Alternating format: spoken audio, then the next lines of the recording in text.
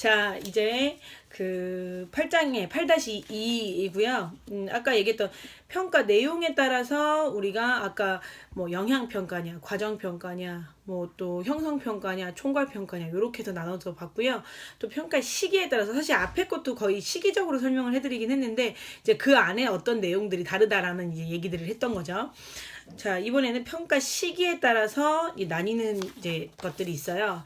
자, 뭐 교재 252페이지를 살펴보셔도 되고요.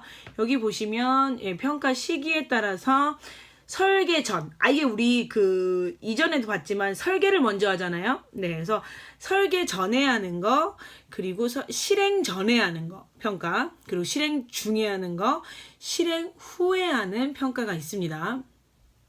설계 전에 하는 건요, 여기 나오지만 요구 분석, 선행 연구 검토, 모범 사례 검토, 이게 뭐야? 아예 설계를 하기 전에 이 요구도 분석을 먼저 해서 원하는 것들을 넣기 위해서 하는 거고요. 자, 따라해봅니다. 설계 전, 요구 분석, 선행 연구, 모범 사례. 자, 그럼 뭐예요? 선행 연구나 모범 사례 같은 경우는 선행 연구는 이미 내가 이 프로그램을 설계하기 전에 다른 데서 선행 연구가 이루어지지 않았냐. 그리고 하고 찾아보면 어때요?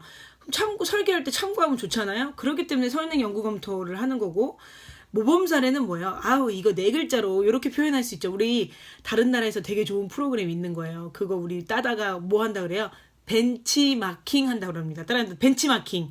그렇죠. 벤치마킹 하는 거예요. 모범 사례를 가져와서 이거 괜찮네. 그럼 우리도 요 프로그램 만들 때 참고해야겠다 해서 설계 전에 보는 게 요구 분석, 선행 연구, 모범 사례. 요렇게 기억하시면 돼요. 자, 그리고 실행 전에 하는 거 있죠. 이제 설계는 끝났고 실행 전에 하는 평가가 있는 거예요. 실행하기 전에 점검을 하는 거죠. 자, 평가라고 해서 꼭 끝이 아니라고 말씀을 드렸어요. 끝에 하는 것만은 아닙니다. 그래서 실행 전이니까 수행 가능하겠냐. 그러니까 실행 가능한지 수행 가능성을 검토하고요.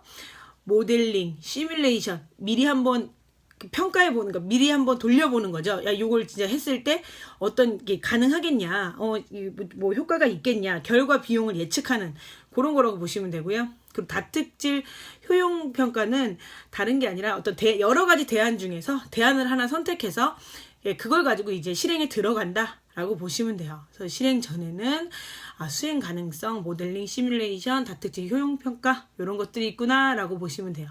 자, 그다음 실행 중, 요게 이제 제가 많이 언급했던 부분인데, 실행 중이니까 우리가 늘 얘기하는 과정 중에 하는 평가 2가지 아까 있었죠. 뭐예요? 형성 평가하고 과정 평가. 그럼 얘는 그대로 가고, 우리 고등학교 때 여러분들 학기 중간중간에 여러분들 무슨 평가 받았어요? 그렇지, 수행평가 받았어요.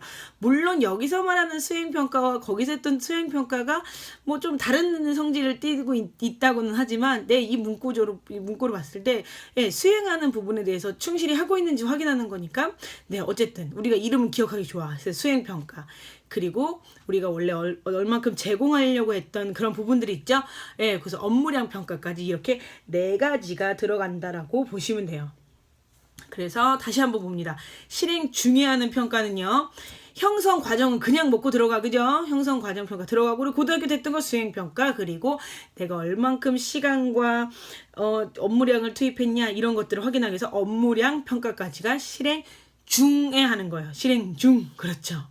자, 그럼 실행 후 이제 끝나고 나서 하는 거잖아요. 끝나고 나서 하는 건 우리 끝나자마자 한다라고 하는 단기 결과를 보는 게 영향평가 있었고, 당연히 우리 알고 있는 장기간의 결과를 확인하는 게 결과평가 있었어요. 그리고 하나 더 보는 거, 우리가 투입한 거에 대한 산출이 나오잖아요. 산출에 대한 걸 보는 걸 성과평가라고 보시면 돼요. 그래서 실행 후에 하는 건 성과평가, 영향평가, 결과평가 요렇게 있다라고 기억해 주시면 될 것 같아요. 그래서 요 평가 시기별로 요렇게 있다라는 거, 특히 요런 거랑 요런 것들은 이름도 많이 낯익기도 하면서 많이 빈도가 높은 것들이죠. 그래서 그렇게 한번 기억해 두시면 좋을 것 같습니다.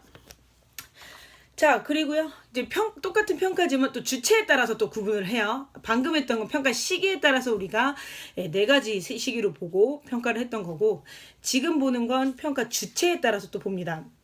평가 주체는요, 자, 우리 기관끼리, 우리 내부 안에, 우리 팀끼리 하는 거, 내부 평가. 전문가 모셔놓고 평가 받는 거, 외부 평가. 이런 게 있어요. 그리고 마지막 참여 평가가 있습니다. 자, 따라해봅니다. 내부 평가, 외부 평가, 참여평가. 자, 내부평가는요. 자, 우리 지역에, 우리 팀에 이 했던 과제들을 제일 잘 알고 있는 건 내부예요. 그죠? 하지만 팔은 안으로 굽습니까? 바깥으로 굽습니까? 네, 특이한 사람들 빼놓고는 다 안으로 굽죠. 당연히 어때요? 그 주관성이 좀 떨어질 수 있겠죠. 내가 내 거 평가하거나 우리 팀 걸 평가하는데 못했다고 하기 쉽지 않잖아요. 네, 그래서 신뢰성의 문제가 좀 제기가 되긴 하지만 아무튼 그렇게 내부적으로 실무자가 하는 평가를 내부 평가다라고 보실 수 있어요. 대신 좀 뭐라 그러죠? 뭐 경제적이기도 하고 뭐 이런 부분이 좀 있죠. 그리고 제일 잘 알고. 자, 그럼 외부 평가는 아까 누굴 모셔와요? 전문 기관이나 전문가들의 구성된 패널들에 의해서 실시해요. 근데 아무래도 밖에서 누굴 모셔오면 뭐가 많이 들어요? 그렇죠. 비용, 시간이 많이 소요되고요. 그리고 아까 얘기했던 우리 기관의 프로그램이나 우리 기관의 특성, 그 고유한 특성들을 반영을 이 사람들은 잘 알아요, 몰라요? 모르지. 내부에 있는 사람만큼 우리 지역이나 우리 프로그램은 그만큼 잘할 수 없잖아. 그런 거에 대한 게 아까 내부 평가의 장점이 외부 평가의 단점이 될 수 있는 거죠. 그래서 그런 장단점을 가지고 있다라고 보시면 되고요. 그래서 그런 내부 평가와 외부 평가의 단점을 보완하기 위해서 나온 게 참여 평가예요. 지금 평가 주체에 따른 구분을 하고 있습니다. 그래서 참여 평가 같은 경우는 당연히 내부에 있는 사람도 모시고 외부에 있는 그러니까 수행자 모시고 전문가 모시고 플러스 누구까지요? 수혜자 대표자들까지 함께하는 거. 그러니까 우리 대상자들 얘기하는 거겠죠. 네, 그 프로그램을 받은 그 사람들까지 함께 플러스 시켜서 위원회 구성해서 이 평가를 하는 게 참여평가, 모두가 다 참여하니까 참여평가다라고 보시면 돼요. 요런 게 있다 정도만 보시면 될 것 같습니다. 뭐 평가 자료에 따라서 양적 평가냐, 질적 평가냐 이런 얘기가 또 나와요. 자, 늘 얘기하지만 양적 평가는 객관식, 주관식, 굳이 이렇게 따지자면 객관식을 통해서 우리가 탁탁탁 1번 몇 명, 2번 몇 명, 3번 몇 명 이렇게 하기 쉬운 게 양적 평가고 수량적으로 드러나죠. 그리고 질적 평가는 뭐예요? 참여 관찰법이라든가 심층 면접법을 통해서, 그러니까 우리가 술술 주관식으로 말하는 거죠. 네, 그러니까 서술형으로 말하는 거. 그런 것들을 통해서 우리가 얻을 수 있는 걸 질적 평가라고 얘기했어요. 보통 우리 주관식이다 이렇게 서술형이다 이렇게 얘기했던 거요. 그런 것들이 이제 간단하게 설명하면 양적 평가, 질적 평가 그렇게 볼 수 있다라는 거죠. 자, 그리고 평가 결과를 어떻게 활용하느냐에 따라서 두 가지로 나누는데 메타평가라는 말이 나와요. 따라해 봅니다. 메타평가. 네, 메타평가는요. 그냥 간단히 쉬운 말로 평가의 평가예요. 자, 평가를 했는데 그 평가가 올바른 평가였어 라고 그 평가 방법을 다시 평가하는 거죠. 자, 이해됐어요? 자, 우리가 평가를 실컷 한다고 이렇게 했어. 우리 결과평가했고요. 영향평가했어요 했는데 그 평가를 사용한 도구라든가 너가 했던 그 평가 방법이 이 결과를 나온 데서 옳았느냐라고 그 평가 방법을 다시 평가하는 게 평가의 평가라고 해서 메타 평가라고 하고요. 그리고 평가의 뭐 종합 선물 세트라고 해서 종합 평가, 뭐 이런 것들이 있다라고 정도만 보시면 될 것 같아요. 그래서 요 정도. 그래서 그럼 평가는 어떤 내용들을 평가하냐? 업무량, 실적, 적절했냐, 적절성, 효율적이었냐, 효율성, 효과 있었어, 효과성, 효용성은 뭐예요? 얼마나 많이 쓰여서 쓸모 있었어? 이런 것들도 평가의 내용이 되고요. 지속 가능성, 그런 부분도 당연히 평가에 들어가고, 뭐 프로그램의 속성이나 대상 인구에 대한 거, 그 여건에 대한 거, 그리고 효과에 대한 그런 과정 중에 일어나는 그런 부분들까지도 다 평가 우리가 하게 되는 그 내용 안에 들어간다라고 보시면 되겠어요. 자, 그래서 여기서 우리가 또 봐야 될 게 평가 지표라는 게 있습니다. 다른 지표, 평가 지표, 그렇죠. 자, 우리가 평가하는데 어떤 기준이 있을 거 아니에요. 자, 예를 들자면 혈압 얘기를 자주 하게 되는데, 자, 우리가 혈압이 높네 남네 어떤 기준이 있죠? 120에 80이라는 기준이 있어요. 그게 평가 지표가 되는 거죠. 그런 것들.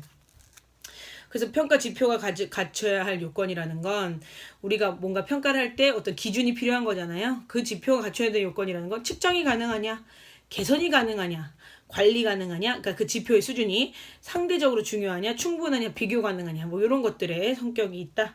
요건을 갖춰야 된다. 뭐 그 정도만 생각하시면 될 것 같고요. 보면 평가 과정은 당연히 자, 평가하고 나서 우리 그 다음에 다시 프로그램에 반영하는 이 전체적인 과정을 뭐라 그러죠? 피드백한다 그러죠. 뭐 우리나라 말로는 환류, 뭐 환류, 그래서 환류라고도 하고 피드백 이렇게 얘기를 하죠. 자, 뭐 그런 것들, 뭐 사전 검토하고 평가하는 과정에서는 일단 사전 검토하고 그다음 자료 수집해요. 그쵸? 평가를 하려면 뭐 데이터가 필요하잖아요. 자, 사람들 몇 명 왔고, 얼마큼 좋아졌고, 만족도는 어떻고, 막 여러 가지 막 평가를 위해서 많이 했던 자료들이 있단 말이에요. 그래서 자료 수집하고, 그럼 수집했으니까 뭐예요? 분석해야겠죠. 그리고 결과 도출해서 네, 다시 적용하는 이런 전체적인 흐름으로 평가를 활용한다. 라고 보시면 되겠습니다. 자, 여기까지가 우리 평가 이론에 대한 얘기가 마무리 져졌고요. 아무래도 평가는 다른 것보다 우리가 그 각각의 특성별로 뭐 형성, 뭐 영향, 뭐 결과, 뭐 총괄 각각의 이제 여러 가지 평가들이 있었어요. 과정 평가 뭐 이런 것들의 각각의 특징이 어떤 것들이 있었고 이 평가에 어떤 것들을 확인하려고 하는 건지 그런 것들을 문제풀이를 통해서 확인하실 수 있을 거예요. 그래서 그렇게 이해하시면서 넘어가시면 될 것 같습니다. 자, 이렇게 해서 8장이 마무리 졌고요. 이제 9장 평가 방법 중에 뭐 효과성, 경제성, 질적 평가가 나오는데 평가 중에 특히 우리 비용 효과, 비용 편익 이런 말들이 있었어요. 네, 그 얘기를 아마 중점적으로 좀 해드리고 뭐 논리 모델 뭐 이런 얘기들을 하면서 아마 마지막 보건 프로그램 개발 평가 특강이 마무리 지어질 것 같습니다. 마지막으로 생각하니까 또 서운하죠? 자, 그럼 곧 만나요. 뾰로롱.